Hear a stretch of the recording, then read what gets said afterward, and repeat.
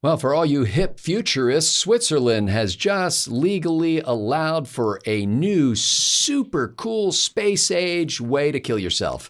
Hi, I'm Scott Ott with Bill Whittle and Stephen Green, and this episode of Right Angles brought to you by the members at BillWhittle.com. Gentlemen, it's called the Sarco Suicide Pod. It looks like what you would think, who's that guy, Bill? Sid Mead?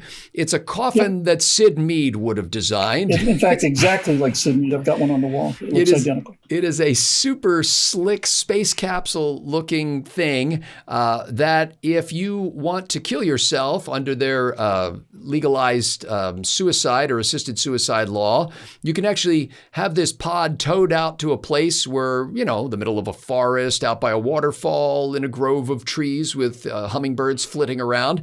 And then you seal yourself in this pod. You've got to answer some questions because they want to make sure that you're mentally fit to be able to make this decision. And then if you answer all the questions right, basically the pod replaces oxygen with nitrogen and you die of hypoxia and some other conditions. Apparently not a painful way. You're not choking, you're not gagging, you're not gasping for air, and you die.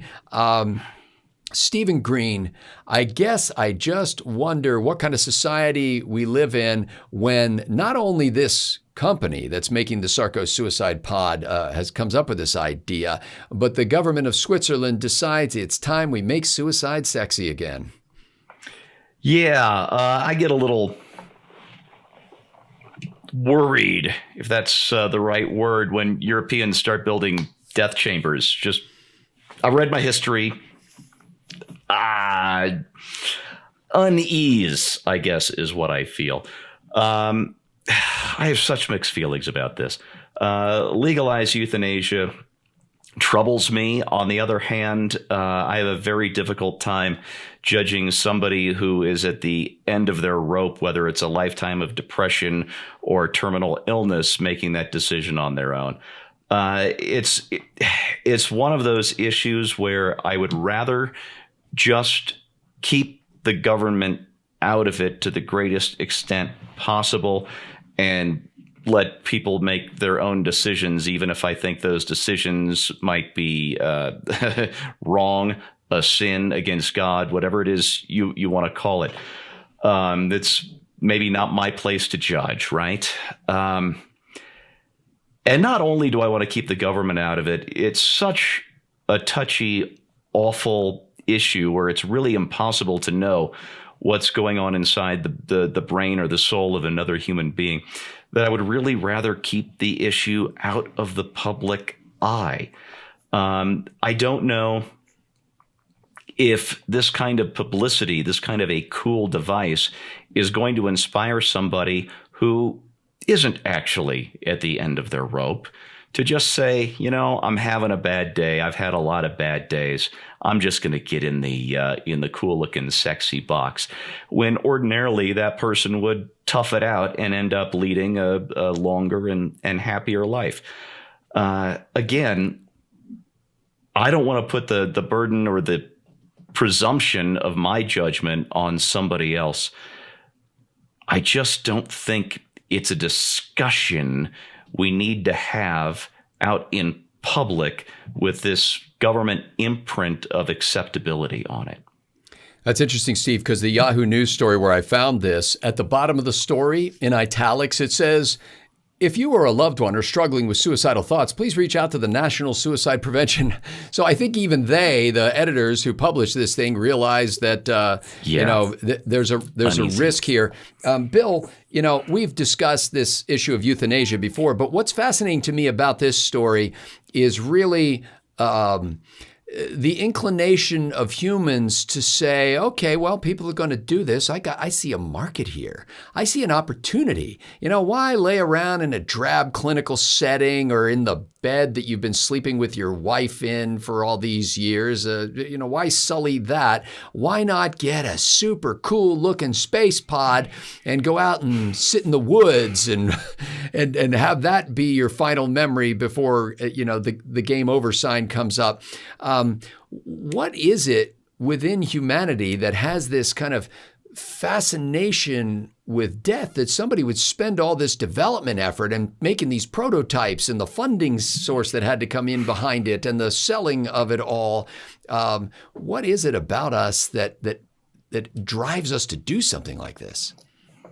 Death has been a business from the beginning of humanity. I mean, those pharaohs didn't mummify themselves. I don't see how the idea that, you guys are making a bunch of money off of death, I don't see how it's any different than what you would see in any funeral home, or maybe they're trying to convince you that you really do need to lay your loved one to rest in the solid cherry, with the satin interior and the lead lining and all the rest of these extras that you can get.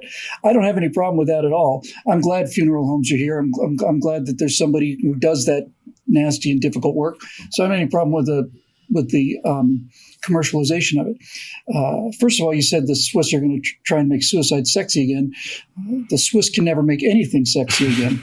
The second thing I'll say is that I saw these pods and I thought, man, I want one. I want one to sleep in. Yeah. I'll just fill it with oxygen and wake up all feeling fresh. But I will also put a few holes in that nitrogen tank before I go ahead with that, in case I find myself thinking that I'm playing a video game at 4 a.m. and that's the last thing I do. With all the snark out of the way, the issue really is, of course, is euthanasia for humans. I had in July lost a cat that I loved very, very much, and I decided that I was not going to take this cat to the vet. I wasn't going to make that trip. I was just going to let this happen naturally. It's been happening naturally from the beginning, and finally came to the point when I said, I just can't take this anymore, and this isn't right, and I can do something about it. So the vet came over and put the cat to sleep, and I think that was the right decision. But I also saw from Sweden a video of a man sitting on a couch with his wife and a thin woman with white hair handing him an amber shot glass and basically said, when you drink this, you'll die. He was in pain. He was in a lot of pain. He was there with his wife and so on. And so the guy looked at it and she said, are you sure you want to do this? Yes, he drank the liquid, started to get drowsy, fell asleep. Then he's dead. And I thought there's something really, really wrong with this. Really, really, really, really wrong with this. And I don't know exactly how to explain it, but I just feel it in my guts. I am not in terminal pain, and I am not in that position. And I'm with Steve on this. It is not for me to judge anybody else in that situation at all. The only thing I can do is control my own life. And so I hope that if I ever find myself in that kind of situation, I will find the inner strength to tough it out and let God decide when I'm going to leave and not pull that trigger myself. There's something fundamentally wrong with it, and I can give you 1,000 reasons why it's the right thing to do, the kind thing to do, the human thing to do, the humane thing to do. I did it for my cat, all the rest of it. I just can't. I can't isolate what it is about that felt so wrong watching this guy drink this liquid, knowing that's it. This is it. So I would just close this by saying it is a measure of a society's respect for its living citizens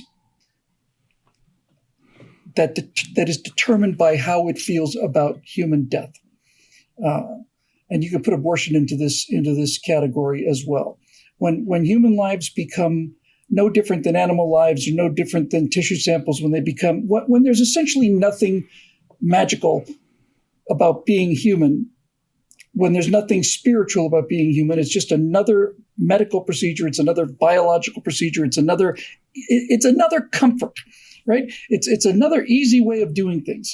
Then I just greatly fear for the future, and for some reason the Swiss seem to be the perfect people to do this kind of thing, because there's an antiseptic quality to this that I find really horrible.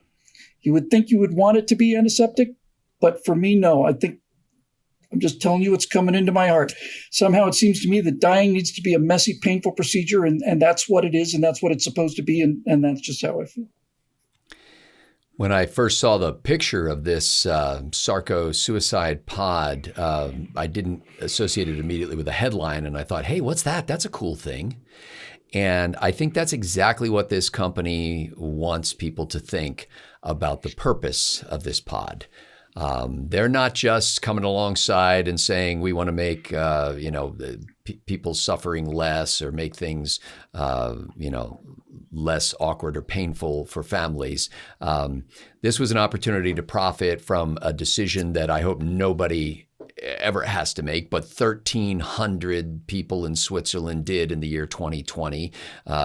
They did the legal assisted suicide procedure without one of these pods.